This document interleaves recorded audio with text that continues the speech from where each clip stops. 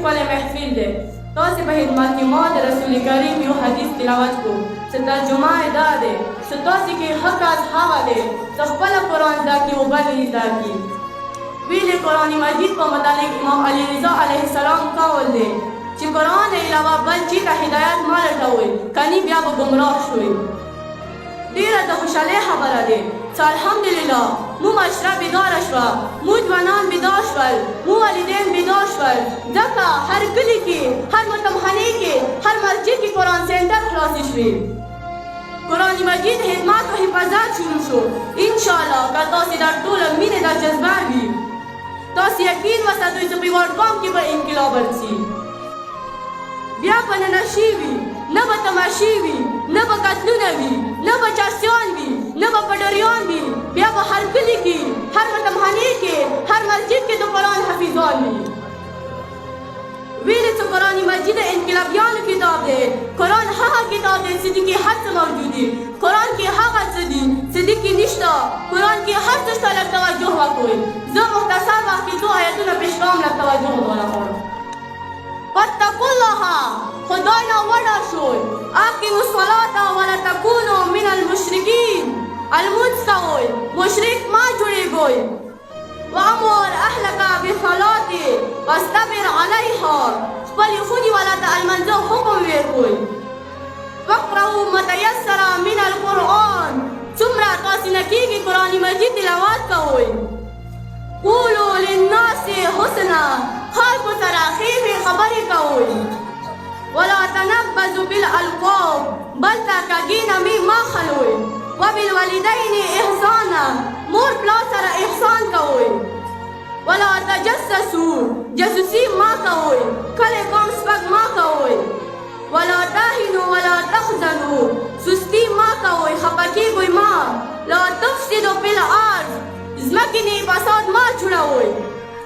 نحنو نرزقکم، زه پروردګار زی رسان یم. ونحنو اقرب الیه من حبل الورید، زه تاسې ته شرک نه نږدې یم.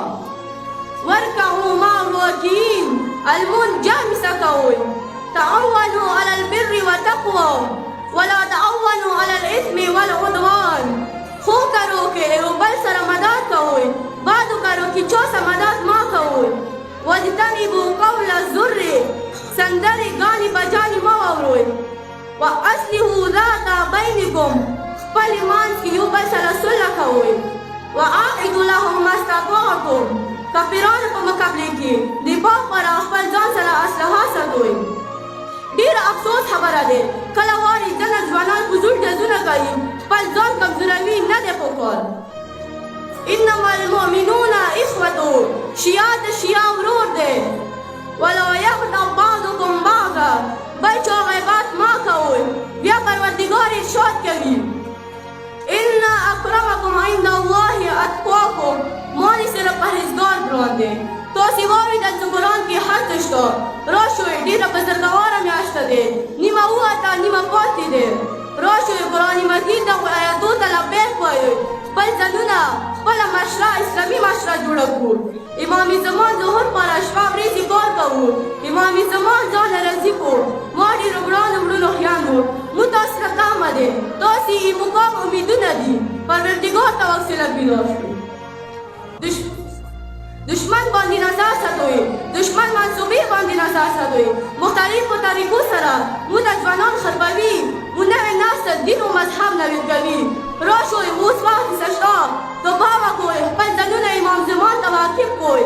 دغو ځایندرو ته اهمیت ورکړو. دا سلسله او کاروان د ظهور امام مهدي د شان روان وساتو. ما تاسې ډېر وخت واوسو، ظاهر کې تاسې ډېره شکریا ادا کوم چې تاسې ما خبرې توجه سره واورېدل. پروردګار نن مولود کریم اهل بیت امام حسن مجتبی له خطیره موده محفل آینده هم داسې شاد و آباد وساتي. احمد حسین آباد د صداقت و سلامت د مذهب قول توفیق نور ورکړي. زه آخر کې وانا را لګوم ټولو مینې سره دې په ابرو کړي. جب تک جان میں جو